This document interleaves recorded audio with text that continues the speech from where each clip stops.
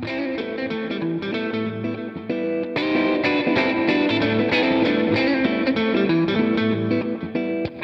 everybody, welcome to another episode of Normal 40, the podcast. My name is Lance Droshan. I am the founder of the Normal 40. I am super excited that you are here, and we have another really cool episode for you today. I hope that you guys had a chance to listen to the podcast we put out about 2 weeks ago. It was a conversation that I had with Dawson, my son. It was a conversation we recorded about 18 months ago. It was just after he turned 19, just after he graduated from high school, and it was the last day as our traditional role as father and son. I was leaving him 5 time zones away where he was going to do a 6-month mission trip with an organization I had never heard of, that he found, that he sought out, that he applied for, and that he insisted he go do. And he spent 3 months in Hawaii, and then we had no idea when we left him that he was eventually going to deploy for just about 4 months into Vietnam. And we talked all about that on the last podcast, that last day, that the last thing, the piece of advice I wanted to give him before he launched. Well, 2 weeks ago, we recorded an update. 18 months later, we had an update to this podcast. And it's a podcast about what he's learned, what's happened, where he's gone in the last 18 months, and what his faith has inspired him to do next. And what you learn when you talk to Dawson is that his message is clear. That when you take a trip with God, some crazy things happen. And when you have this ability to listen to what he's trying to tell you, and you trust that what he's asking you to do, and you actually follow it, some amazing things can happen. So I learned a lot on this podcast. He taught me things. He shared things with me that I had no way of knowing. So I hope you enjoy it. I hope you enjoy what we talk about. And I hope you take to heart what he's trying to tell all of us, what we can all learn from taking a crazy trip with God. All right, everyone. Thanks for being here. Thanks for being on my journey. I'm going to see all of you on the podcast.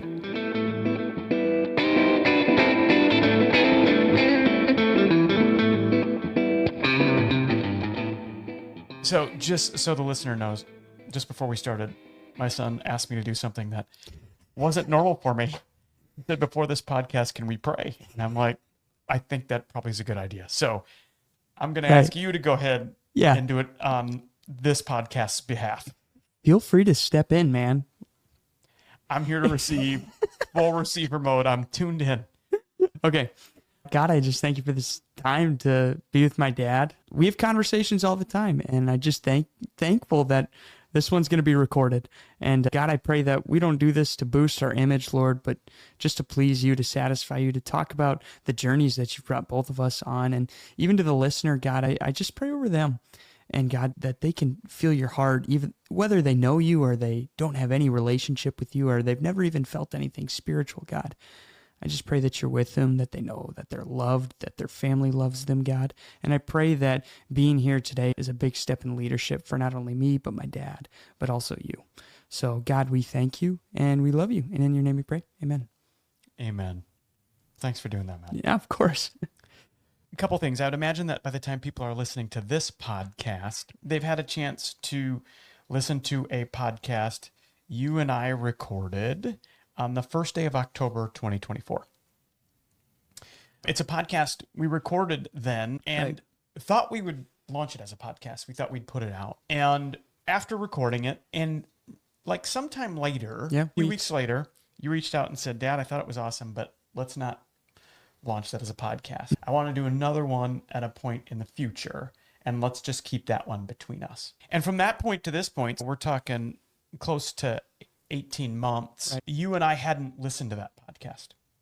And you're home from Linares, Mexico, which is a big update that we'll get into. And we decided maybe in your last night here, and you get 5 nights with us here before you go back.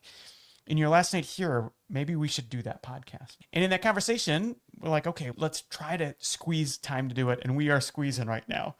And we said, well, one thing we should do is go back and listen to that podcast we decided not to air. And so both of you and I this morning, within the last few hours, went away independently and re-listened to this podcast that we that hopefully by the time people are hearing this, that one's out there, or this doesn't make any sense by this point. But I want to know, for you, as you listen to that back, without picking out just points of interest, just what emotion or memory state came back for you as you listened to it? Yeah. You told me one thing that I always carry with me, and it's a nugget, I'll call it a nugget, that I bring to my friends, to my family, to people that I meet, and missions and what I do, is don't lose your art. That, I'll never forget that, because that's who you are. That's what I am. It's what I'm good at. And you never want to lose that. So I remember as I went through and I watched that this morning, I remember you telling me that. And it's just a reminder, it's a refresher of what that means to not only know that you have an art, but to keep that, to remember it, to not lose it. And so that was the most like comforting, like heartwarming thing. I just remember having that moment with you. And that was really special. Yeah. Thank you for that. Yeah. When I listened to it back, the first 3 minutes, we recorded for 1 hour and 6 minutes. And within the first 3 minutes, I was this burbling. I immediately launched into something emotional. It was an emotional moment. It was. For me, I want to read you something that I didn't read in there that I literally found in the 30 seconds before we sat down to record. I went back and I grabbed my journal that I was holding in my hand when you and I were talking, but I had all of these notes that I didn't get to in that podcast, to include the impetus for how that podcast came to be, because that was never part of the plan. It wasn't like when we went there, we're like, hey, let's kind of podcast we were here.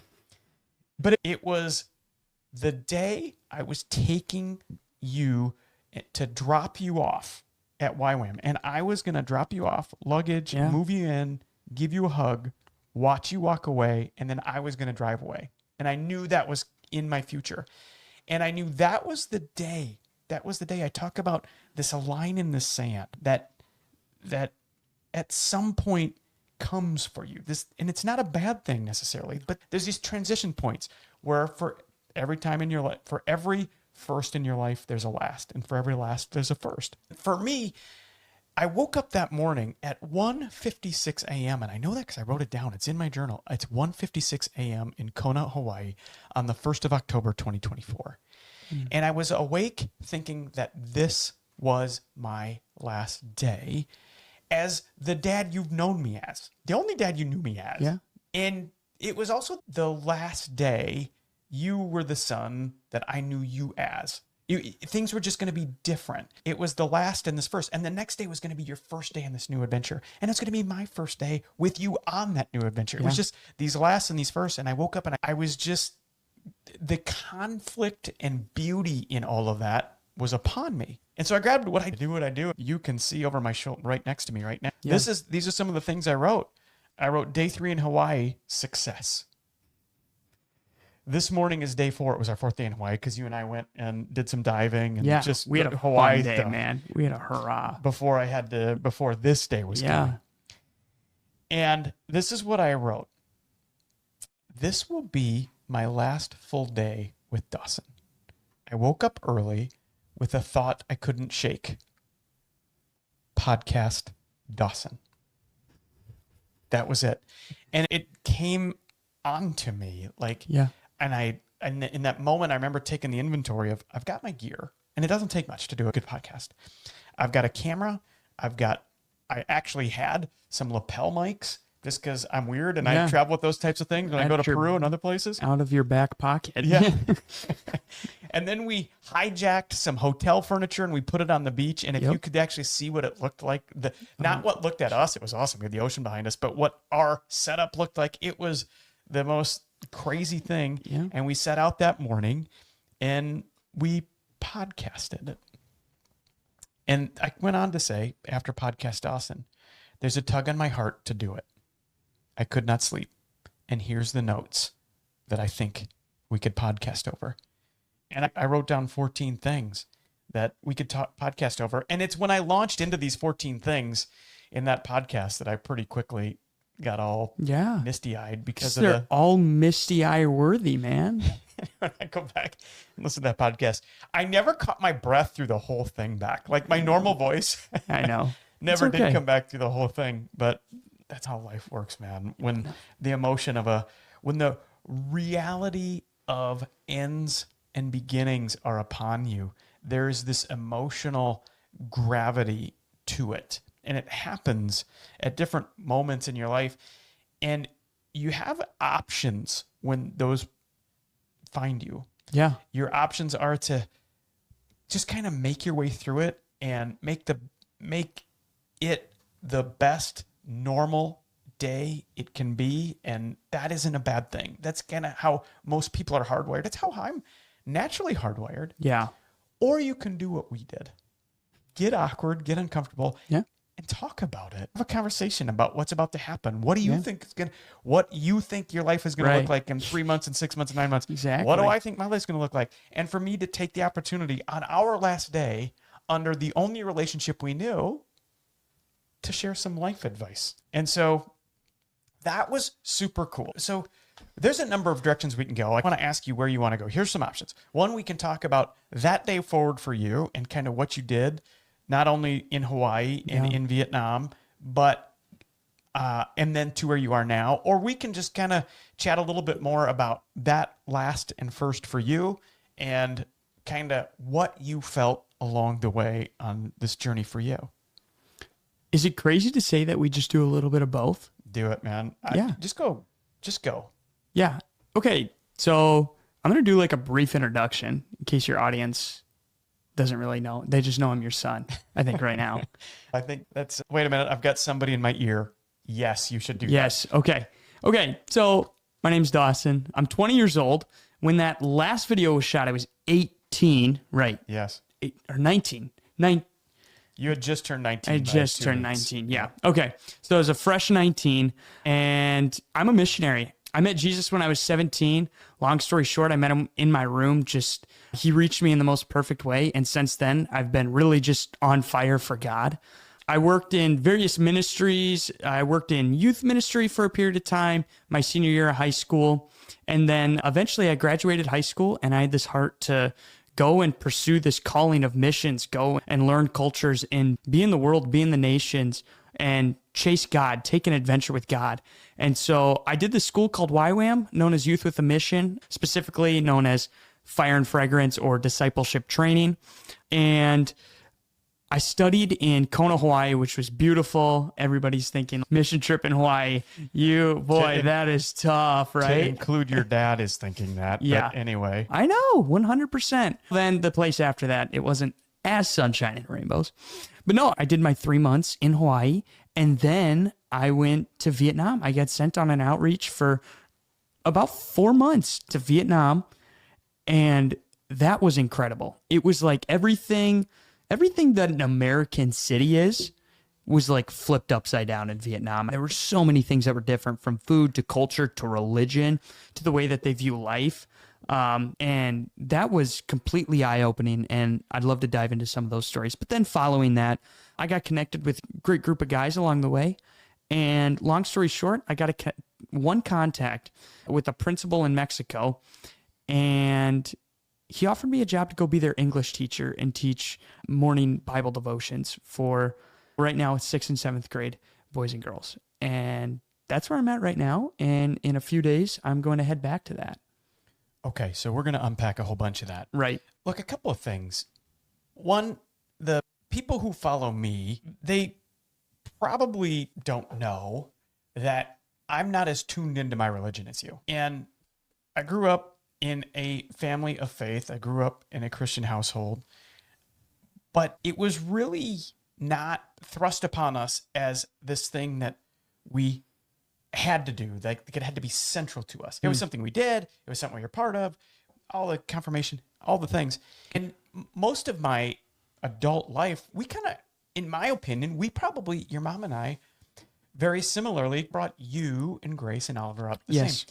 We were active in church. We were in Sunday school. Your mom was a Sunday school teacher. I was on the church board. We were doing everything we are supposed to do to be good Christians. We were a faithful family, 100%. Yeah.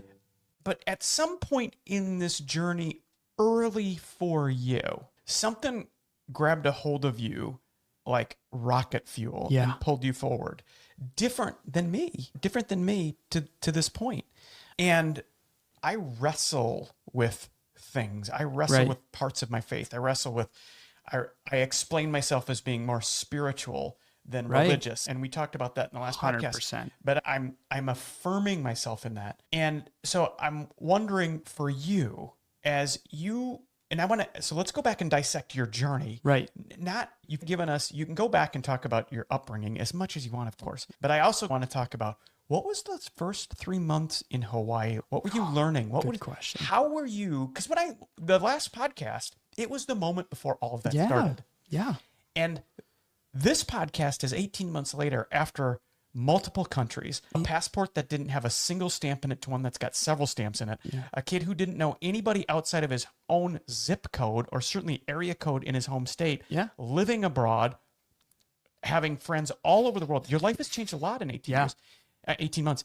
And I want you to just kind of step me through, tell me about your living quarters in YWAM on the first night. Just take us right into what that was like. Yeah. It was Hawaii, so it was gorgeous. Beautiful sunrises, beautiful sunsets. But the living quarters part is funny. So when I got there, I had 9 other roommates in this one room with a kitchenette and one bathroom. So automatically, like a snap of a fingers, you're uncomfortable. You're like, I grew up with my own room. This is abnormal. This is like church camp. But instead of a week, it's 3 months. So that was like the first thing. Hold on a second. So 9 people in a one room, I'll call it an apartment, being very generous. Those 9 beds included 4 bunk beds and a double bed. Yeah. The room was just bunk beds. And the only privacy you had was to drape your towel down. Yeah. You wanted the bottom bunks, you could drape your towel down to have some privacy, which you were the last dude in, so you got the worst bed. But at least it was a bottom bunk. Yeah, and it was a bottom. You could have some privacy. Yeah. Yeah. It was super abnormal, but it was also like, let's go, dude. I bring up this phrase a lot. If anybody's followed my journey, I'm sure some of your listeners have. I always bring up this phrase that my old football coach told me, and it's get comfortable being uncomfortable. And it was like right then and there. I can either complain, call my dad, tell him, let's get out of this place, or I can embrace this and let's welcome all 9 roommates. Let's have a blast. And that's really what it was, embracing it, because it wasn't just abnormal for me. Nobody there had grown up with 9 roommates. So it was different for everybody. And it was just all of us learning together. And that's what made it really fun. I had a great group of guys. What did they teach? At the highest level, the 90 days you spent with these brand new people who I'm just going to give the one tidbit. You go to YWAM, you show up from all over the world, and you connect for the first time. Then at some point, just before the end of the 90th day, you get a letter that says, this is where you are going. You get deployed somewhere. Yeah. And you get very little say over where it's going. Here's where you are going. Yeah. And then you go. So tell me, in the 90 days you have to build relationships and friendships in Kona, what was that? What did they try to instill in you in just 90 days? It's like you have 24/7 together with these guys. So you're going to grow. And I remember there's so many opportunities. I remember on Halloween, we had opportunities for me and some of my room guys, we went out and just talked about God. We didn't hate or shame or judge the people that were celebrating Halloween, because that's not our care. But we went out and we prayed and we asked God to lead us to people who wants to hear your word tonight, God? And I remember we immersed in activities like that and just stirring each other's faith. And not only that, but we did Bible studies and just various things like that. And we all grew in that aspect, and we worshiped together every night. And we were all up at 7:30 in the morning, I believe. And we all worshiped in the morning, and then we all had classes together. So it's just like you're going through this phase of life together. And some people are a pastor's kid, so, they're very intelligent about the Bible. And some are like, I just quit nicotine 2 weeks before I got on this island, and my dad's making me come here to learn about God. And then there's kind of me who's in the middle, still wrestling with my faith, but obviously really growing in it, but not as knowledgeable as some kids were. I was just in the middle of that. And as you go through that, you grow in it and you embrace it, and you have an ability to learn from great leaders, but you also have an ability to teach people, whether it's roommates or even people on the island of the Big Island itself. What is the greatest lesson they taught you? That everyone is so incredibly worthy of Jesus. And the most difficult thing that you can do, or the role that nobody wants to do, is go up to somebody and tell them, that complete strangers, that, hey, there's a man named Jesus who died 2026 years ago. And he wants a relationship with you. He loves you. He sees your anxieties. He sees your fears, your addictions, and he wants you to know that he's here for you and he loves you. Just that, the greatest trade in the history of the world, and that's the most difficult thing for a lot of people, is to go up to somebody and tell them that. How did they prepare you to do that? Great question. The first thing that we really focused on was ourselves, was total self-reflection of, is there anything that I haven't repented for? And for me, I remember it was a lot. Like, they started going down the list. Did you lie to your parents? Did you steal? Did you drink? Did you just like all these things? And I was like, yep, right here. Yep, I need to repent. I could have sent you with my list too. I got to repent. For me. I got to repent. And it was just like, that was the first thing, was like total self-reflection. Do you have any addictions? For us men, how do you look at women? Like simple things like that. You're like, oh my gosh, I got to fix myself here first. I love I'm sure you've heard this, just the little passage in Matthew that talks about, why would you focus on the speck in your friend's eye when you got a plank of your own? And first it was like, identify the plank, dude. Identify the plank. And so that was the first thing, was just like self-reflection, repentance, but then loving yourself was something very important, and knowing how much you mean to God. And like understanding that it's almost like you were building, and for some people it was rebuilding, a friendship with God. So tell me about the first time you approached someone and invited them into a conversation. Okay, I gotta think. My first time. Oh man, that's it. I'm trying to think. I remember. Okay. I remember my senior year. I had just started working with this ministry, and I worked with... So you did it before YWAM? Yeah. All right, yeah. Keep going. And I'm learning things here. Yeah, and so I was with my buddy, and he was like one of the directors of the youth ministry at the time, and I ended up doing a lot of work with him. And his name is Dax. And I remember he got this group of us together, and he said, we're going to split up into groups. We're going to go to downtown Sioux Falls. It was a beautiful sunny day. He said, we're going to pray over people. And for me, it was like, we're going to do what? And he's divided into teams of 2 or 3. And that was very uncomfortable for me, extremely. And I could tell I wasn't the only one, but in that moment, you feel like you're the only one that's got their heart pounding. And I remember going up to this lady who was in a wheelchair, and I remember mumbling the words like, hey, my name's Dawson. I'm with Z8. Can I please pray for you? And she's, oh, sure, honey, please pray for me. Hallelujah. And so I'm praying. Me and my 2 buddies are praying over this girl. And she's in her wheelchair, and I asked her, what do you want us to pray for? Because I had no idea where to start. That's as far as I've ever gotten. And she said some sort of bugs in her house. So we like pray over her bugs. And I just remember my heart was pounding, but like eventually as I prayed maybe 30 seconds. And about 5 seconds into it, I felt peace. And I was like, okay. And just ask God, just deliver her, be with her family, use her to lead. You could tell she was a woman of faith. And she said, thank you. She gave us like all like a side hug, and she went away. And it was just like, that was pretty awesome. That was pretty fun. And yeah, so that was the first time. Dude, I had no idea Yeah. you did that. Yeah. Okay. I was thinking your story was going to be about something in Hawaii. So they prepare you. What I talk about, what my listeners are going to hear about, is the awkward conversation. Right. The awkward conversation. My mantra, every single person listening to this episode right now, every single person, is one awkward conversation from a radically improved day, week, month, year, or life. One awkward conversation. It can be an awkward conversation with a spouse, with a neighbor, with a friend, with a boss, or with themselves. Yeah. And so this is just your version of, I can kind of experience everything you said. It would be completely awkward to approach someone, not knowing how they're going to respond, not knowing. It's a completely open book. 100%. To approach them like that. So I can completely get that.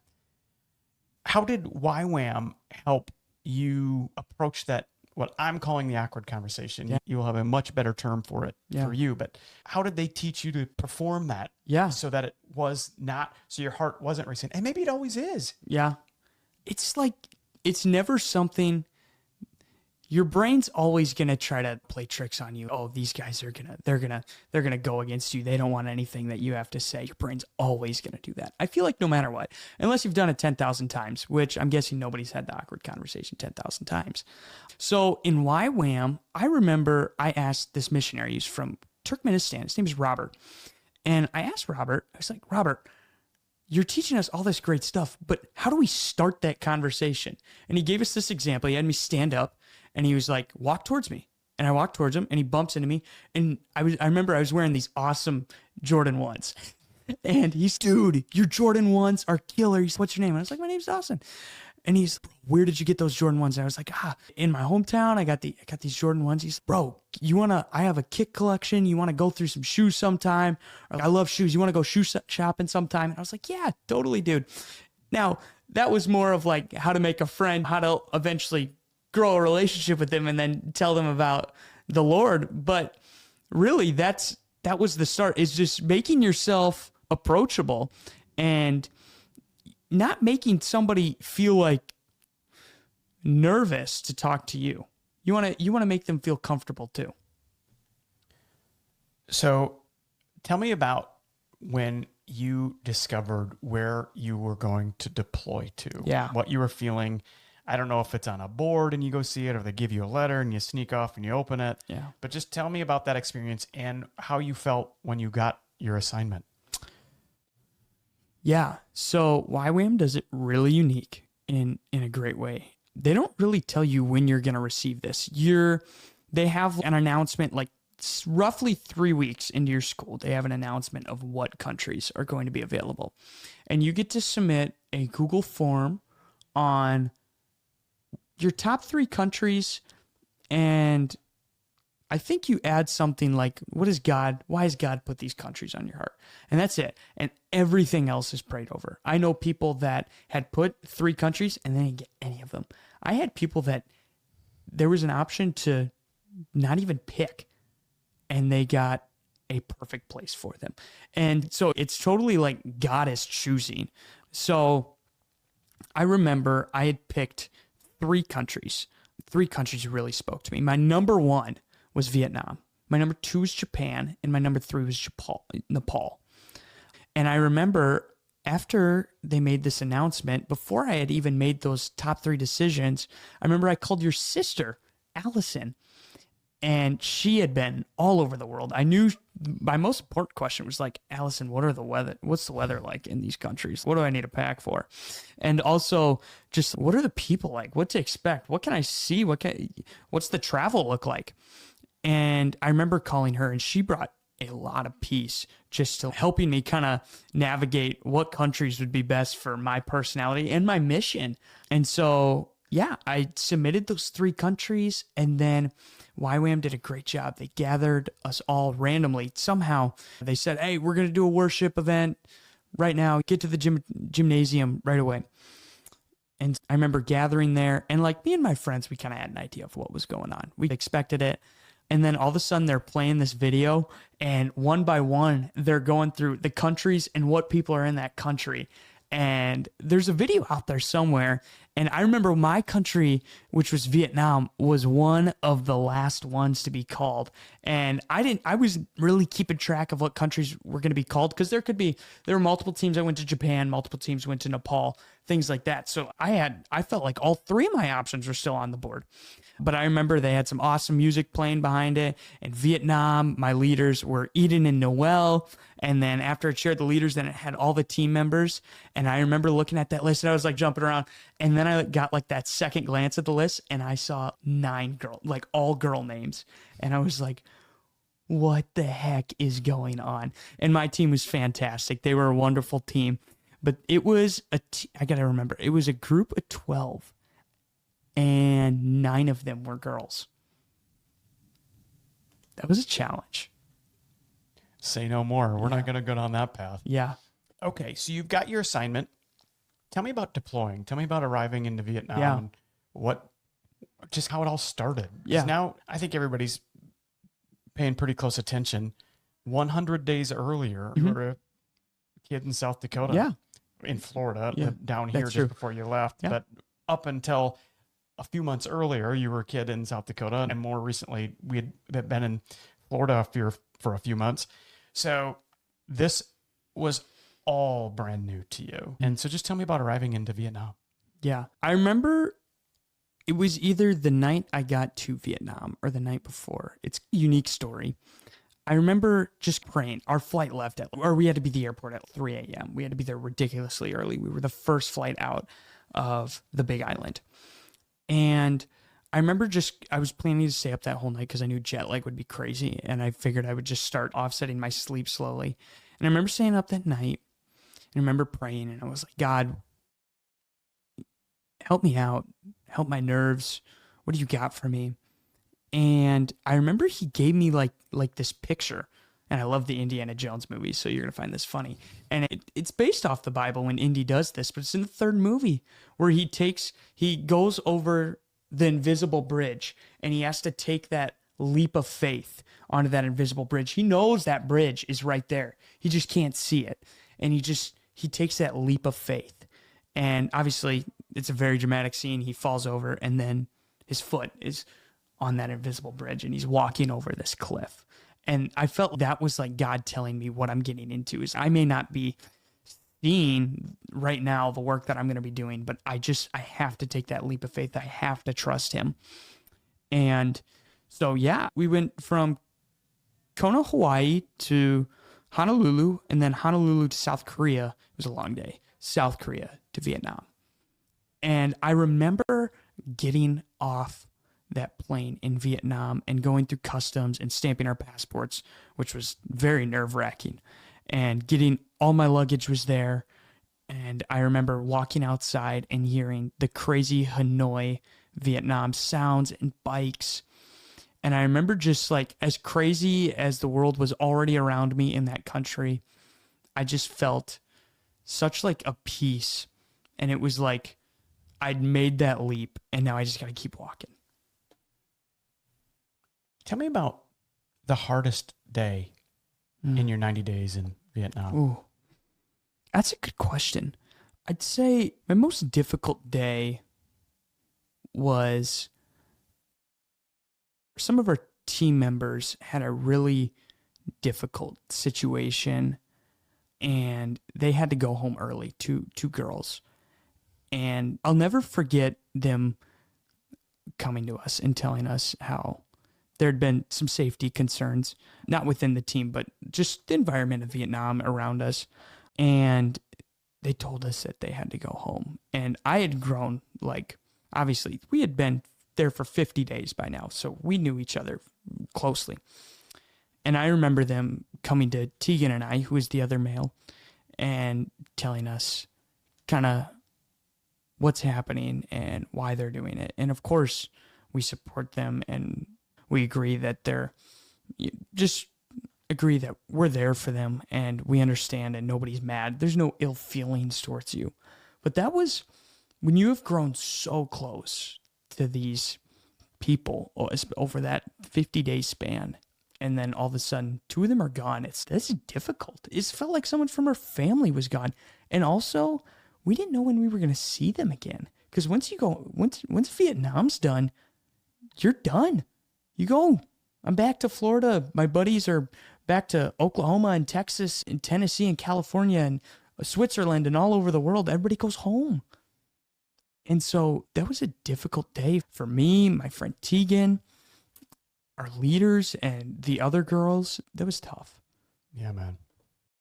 Was there a moment in Vietnam where the power of what you were doing, you felt the most, the strongest? Is there a moment that just jumps to the top of the list, or maybe a couple, but pick one, a moment where when you're in a country where it's illegal, by the way, you didn't talk about that. It's illegal to, so when you talk about going through customs and what's the story you tell them, you've got a Bible and a book, and what you're there to do is to live underground and try to spread Christianity, which is an illegal practice in Vietnam. Yep.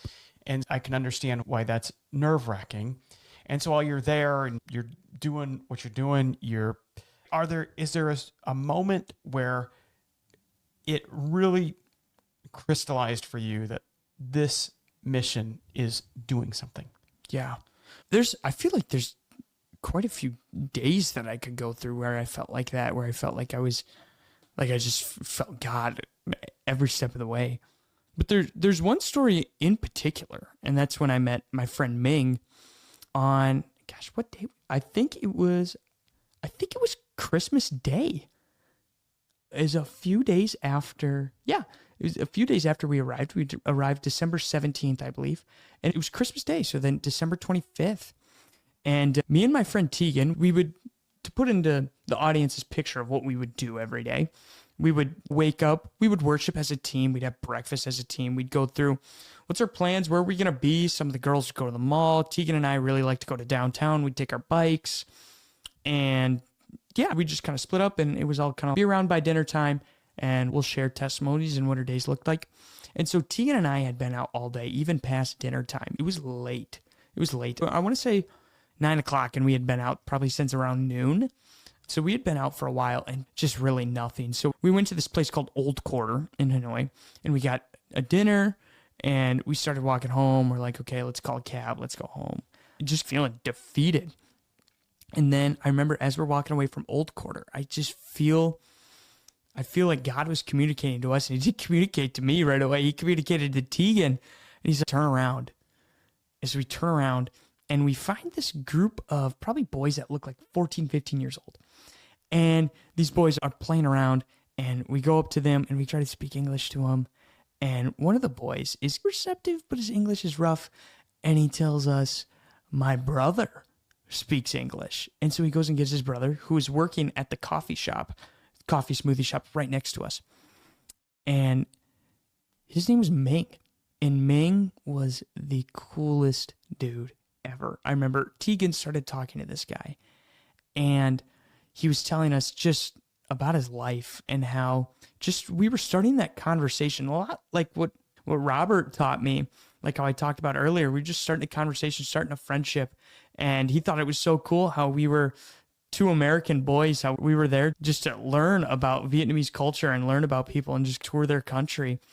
And long story short, Ming had a very little knowledge at that time on who Jesus was and what he did, and even what Christianity as a whole is. And I remember we ended up having just this awesome conversation with him, and later we ended up meeting up with him. And Tegan wasn't able to be there. He got sick, but I was able to go and meet him at a coffee shop, and I was able to introduce Ming to Jesus for the first time, and I got to pray for him, which was the first time he prayed. And that feeling was like, oh my gosh, this is pretty awesome. And that's like the Jesus high. Like that is so addicting. And it's like, I love doing that. So that was like my Cloud9 top peak moment right there. Do you still have a way to communicate with Ming? I do. Yeah, we're Instagram buddies. It was actually Tet, which is Chinese New Year. It was a few months ago, like back in January, February. And I remember I texted him for Tet. That was the last time I talked to him, but he's doing great. And we send our Instagram reels to each other because he speaks great English and he knows all the American jokes and stuff like that. Yeah, no, I do still communicate with him fairly regularly. Yeah. That's awesome. So I want to make a jump from Vietnam to what got put on your heart next. Yeah. And how you got there. So if you don't mind, obviously I said off the top, you're living in Mexico now. Right. And so you get done with Vietnam and you go to Mexico. Before we go there though, do you have anything else with Vietnam? If not, I want to just share a story that I have. No, go ahead. One of the things that happens at the end of all this, so you think of hundreds and hundreds of 18 to 24-year-olds, and it's bigger than that. There's no age limit. You can be any age and do what you've done. And you had some people in your group that were older, and you're going to talk about them. But by and large, it's people who are around your age. And so I got to go there and be with you when we left you there. I left you there, and I came home. Your mom, of course, was back here. She was working. And he knew that you would come home at some points. We're communicating, and there was going to be what we perceived as like this graduation, this moment when everybody gets back together. And I couldn't have possibly understood it going in, but how it played out was so powerful. And what it is, there was, of all the things YWAM does really well, one of the things they don't do well, but I think it's probably strategic, is communicate about really pretty important stuff. Yeah. Yeah. Like where we pick you up at the end of things. We would hound you. Yeah. Where do we meet you? Where are you going to be? Where's this event? And of course you gave it to us and we figured it out and we start going. And it's at this place I believe called Grace Church in Georgia. Yeah. And it's Grace Church. It's not just a church, but it's a retreat center. Camp Grace. Camp Grace. Camp Grace, yeah. And it's what you'd expect. It's big and beautiful and lush and barns and all of the things. Yeah. And your mom and I show up there expecting a graduation. Look, we're mainstream mid-America graduation, cap and gown. Not the deal. No. Not the deal. But it was better. Oh my gosh. So we go in to this hall and there's kids pouring in from all corners of the world because you showed up in Kona together as strangers. You bonded for 90 days, became brothers and sisters. Yeah. Deployed to all corners of the universe, of the world. You literally were. And then you met again in Georgia and in literally some of the most cool, amazing, I wasn't even there, but I could feel the energy of you guys meeting one another and seeing one another and embracing and just couldn't wait to talk about Ming and the 4,000 other stories you had right behind that. And they couldn't wait to tell you what was going on all over Turkmenistan or Bhutan or wherever in the world they were. And so there was that energy. And then we go into this room and the students who were deployed get in this band, start playing. And I've been to concerts where the energy level in a room is so electric, you'd pay anything to repeat it. And I was standing in that room with your mother, emotional, because it was so incredible. All of the energy in that room, if you could bottle it up, you could have launched. I don't know. It was just awe-inspiring. Yeah. And that for me summed up just probably for just a few hours how awesome it probably was for you at different iterations. And I was just an observer. Yeah. So that's a cool moment for your mom and me. But now tell me, how did you get from there, from Camp Grace now, to Linares, Mexico? Yeah. So that's a great question. Thank you for bringing that memory up because that moment was special. I'll never forget it. Yeah. I'm happy that you guys could see that because now when people see that, then they really understand what it means to go through that. And so, that was a special moment. But so, how I got connected to Mexico was just God making a path. So on my team of 12, there was a family that came with us, which isn't uncommon for YWAM. They like when families travel and are together. So it was a mom and a dad and 2 girls. And these girls are like in, I think, 3rd and 5th grade or something like that. And so while the girls went to the school, the elementary kind of Christian school in the area, the mom and dad took classes with us, and their names were Seth and Elise. And Seth and I were starting to get to know each other after we had found out that we're going to Vietnam together in a few weeks. And so Seth is going through just his life and sharing his life with us. By the way, just an amazing life of what he has done. So about how old is Seth? Seth is in Young 30s. Yeah, young 30s. Okay, great. Yeah. And so Seth shows me one of his first pictures that he shows me was this picture of him at 18 years old. Your age. My age. Teaching English and the Bible in Mexico. And then he keeps scrolling like it's nothing. And he keeps going to some more photos, some photos of him in Nepal and just really cool areas. Him and meeting his wife, just special moments. And I remember asking him, I'm like, Seth, can you go back to that photo, please? And he showed me that photo again, and I just remember staring at it. And it's one of those moments where it's, I gotta do it. And it was like, it was right there. That was the decision. It was like, I gotta do it. I could feel it. And just like your heart starts bumping, and it's, you know what, there's nothing in my head. There's nothing that my flesh, my brain could convince me to not do that. And so I remember asking him later, I'm like, do you have any contacts with that school? He's like, yeah, not many, but I got one. And it was his old student. Her name is Divany. And Divany's now, she's married.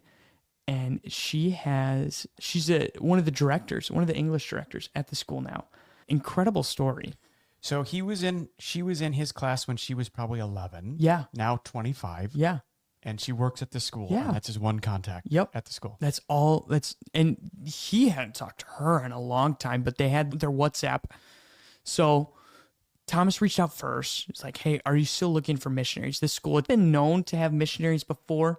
It was never like, I don't know how you say it, like promoted or broadcast. It was just like, if you're a part of this church in English, come teach English at our school and show these kids Jesus.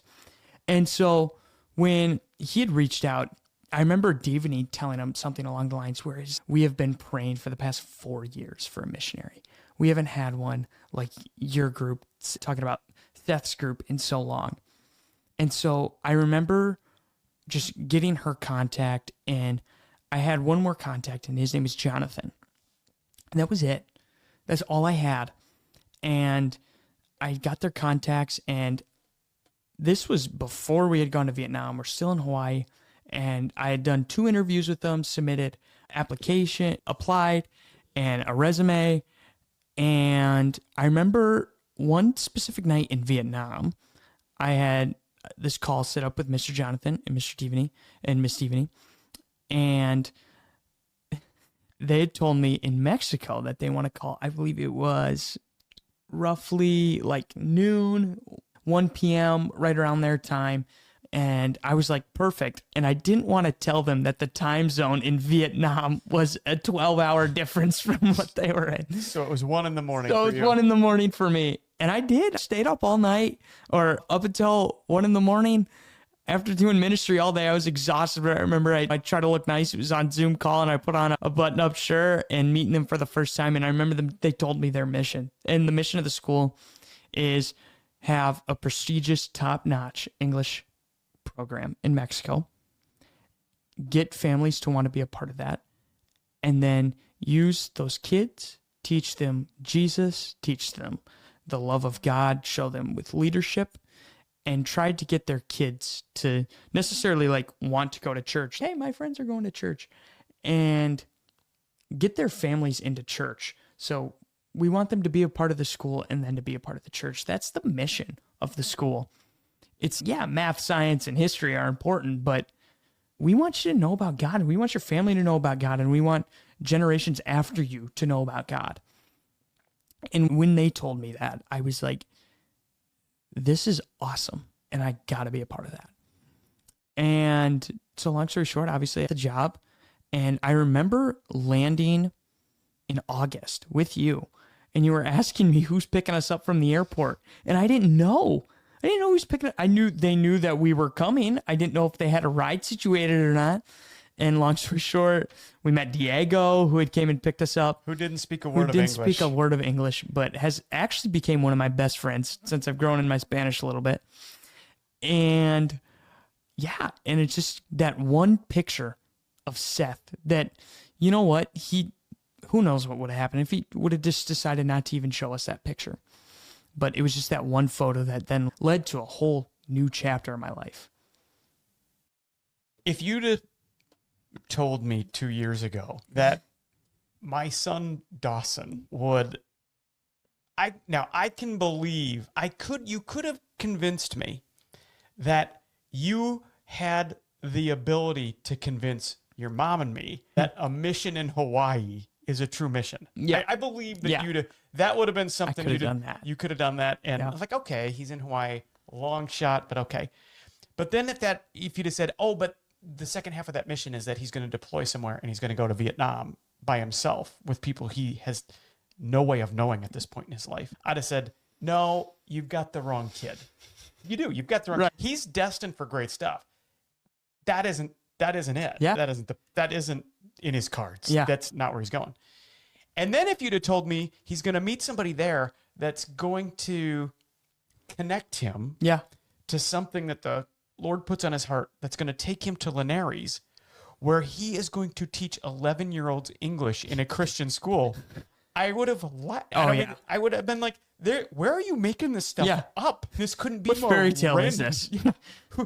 What kind of storyteller are you? But here you are. And there again, this is all kind of dawning on me, but I'm the one who went with you to Mexico. Yeah. To drop you off again. You got to see it. I got to see it. The school wasn't open. It was in the summer. It was in the few days before the school opened up. We went to the school. It was empty. Didn't get to see the school with kids. Got to see where you live. Yeah. Got the to see your classroom. neighborhood. And all got the to things. meet Jonathan, Diego, and Miss Lucy and others. Yeah. I got to go to the church. There was a worship there one night. Got to go to the church one night, and then I was out. Yeah. I was gone and left you in the village of Linares in a house, a living quarter, right on the strip. Yeah. Which where the music is loud and echoey, and the walls of your house are thin and cold at night and hot in the day. And there, I left. Yeah. I hitched a ride back to Monterey and left you there. Bought you a moped so you could get around. That's true. That was extremely thankful for that. That is very necessary. And since then, all of us came. We spent Thanksgiving with you. The whole family came to visit you at your school. And tell me by that point you were in the school a few months, and just talk about when we came. What was leading up to it? Let me start a little bit different place. Tell me about your first couple days and bonding with these 11-year-olds who had never seen a blonde-haired kid before. Never. And just how that went. Oh, man. What the audience is picturing in their head is how it went. I walk into this classroom. Mexico does school a little different. Teachers move classes, not students. So that's an important thing to remember. But I remember I taught a class. It was Monday morning. I taught a class at 11:40. And some of the students, as they're entering the school, had seen me, but nobody knows. Mexico doesn't just print out schedules before, like when you get to school on the first day, you're going to, no email, no way to, nobody knows mail. Yeah. There's no U.S. mail. You put something. No, it doesn't exist there. Unless they are involved with the church, they had no idea who I was, which was a good amount of them. And so I will never forget, I taught my 7th grade class at 8:40. I had no idea how much English these guys would know. I had no idea. And how much Spanish did you speak? 0. Exactly. I didn't take my first Spanish Duolingo lesson until we got off the plane. Like, I knew I could introduce myself and that's it. And so I remember walking into that class, and it was like the same thing of when I went to go and pray over that lady in a wheelchair back when I was 18 years old. It was like, here we go. The heart's pounding. I'm uncomfortable as heck. I'm nervous. And so walking inside that classroom, they're all kind of looking at me, I know my students, specifically the boys, are just giving me the side eye. What the heck is going on here? Kid? Who's this blonde kid who's 19 years old, by the way? He wasn't even 20 yet. And I just remember them looking at me. And I remember I put up my slideshow and I introduced myself. They could see pictures. They could see my family. And it was like half of them didn't understand me. And it was just kind of just a crazy moment of, this is what I'm going to do. This is what my next phase looks like. And it was, I shared a little bit of my story what I did, studied in Hawaii, did some work in Vietnam. And it was like some of the kids didn't understand me. And yeah, it was just a weird day. And I remember talking to one of the students who spoke really good English, who you guys got to meet. And he was so welcoming. And coming from a boy too, this was like just so surprising. And he was like, "We want to welcome you. I've seen you at church. Welcome to our school. And I'm excited to learn from you." And just hearing that was like, oh my gosh. And I think it was God. I know it was God. It was God telling me, you got this, dude. This is your classroom. And yes, I have you here to teach English, but I want you to show these kids who I am. So you've been there for 6 months now. Right. Yeah. More than that. More than that. Yeah. And it's a full school year. You'll be done in the summer, 26. Yeah. To this point, what has this school taught you? I've built an incredible friendship with the principal, the English director is my boss, Miss Lucy. Jonathan's just my friend, who's the principal. And he's taught me so many great things that he doesn't even know that he's taught me about leadership and where he's came from. And I remember asking him on the way home one day, I was like, Jonathan, in your experience of leading this Christian school of around 500 students, what is the most valuable thing that a leader can do? And I remember he told me, and he talked about, I believe it was in James, the book of James in the Bible, and he talked about how important it is to lead by example and lower yourself. And not necessarily approach yourself as like you're going to boss these people around, but approach yourself like, I'm here for you, dude. And I'm trying to think how to put this into words. And lead by example and carry the qualities of Christ and lead how he would. And I remember just from the leadership perspective, that was something extremely valuable. But then also just the community has taught me how important it is to live this mission possible mindset, how important it is to support one another as a community, just as this community has supported me. They've taught me so much about hospitality and how truly heartwarming it is for a stranger, in the perspective of a stranger, to be welcomed in to your house and have carne asada with you and your family. And even if we don't speak the same language. And I'd say those are the two biggest factors that I've learned. Yeah, man. There's a progression here for me too. As a parent, dropping you off in Hawaii on American soil in an American state to an established program who had a few decades of knowing what they were doing, then Vietnam, then to take you to Mexico, where you didn't know anyone. You were alone there. There wasn't a curriculum and a program. There was a school. And leaving you there was very different. Your brother and mom and me and sister came and visited you on Thanksgiving. And this was the first time all of us got to see you be you in this new life. Yeah. And to see you leading kids and you interacting with kids. And I got to tell you, dude, there were a few things that impressed upon me. One, you take time with all of the kids who come up. And I must have seen you do 30 different handshakes with 11-year-old boys and girls. Yeah.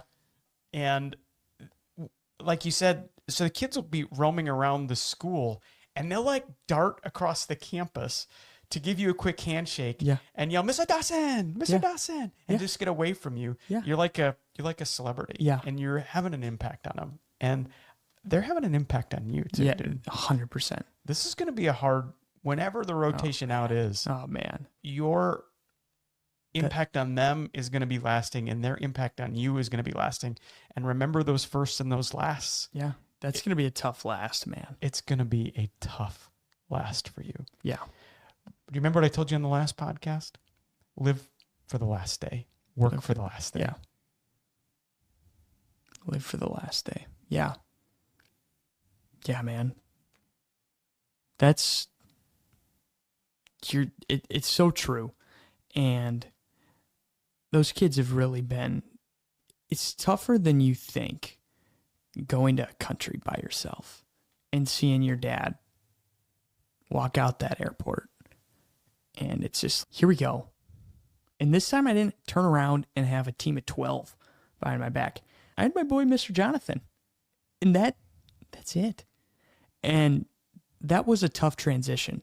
But when you do missions, and I don't even want to call it just missions, when you take a trip with God, or you take a trip with yourself, you realize that trip, that journey, that extravaganza, whatever you call it, that isn't for God. And that isn't for the people there. You might think it is, but it's for you. That's what it is. It has grown my faith to crazy levels. I've seen the craziest things, and I'm sure my students' faith have grown. And I have loved teaching them English, and I've certainly loved teaching them the Bible. But there's no doubt that God sent me to Mexico for not only those kids, not only for the leaders, not only for the church, but for me. And that's what I get out of it. We're going to put a bow on this, dude. Yeah. I'm going to ask you the same question I asked you 18 months ago. Right. In another year or 18 months from now, where do you think maybe, just maybe, Yeah. you might be in this universe? When you asked me that question 18 months ago, I had no idea where I would be. And you're asking me this question 18 months later, and I still have no idea where I might be. But I remember saying, I never want to lose my adventure. I want to grow in obedience. I want to continue to be brave. And wherever God sends me, I hope I have that trust. But I hope I'm living for God. I hope my relationships with my girlfriend and with my family continue to grow, continue to be strong. And I'd say those are my biggest hopes. And I don't know where he's going to take me. I don't know what my next step is, but I know he's going to be there. Dude, I admire your journey. Thanks, I man. admire your sense of adventure. Yeah. I couldn't be a bigger fan of how you deploy your gifts and where you give your heart. And I'm so proud of the work you're doing, dude. Thank you, man.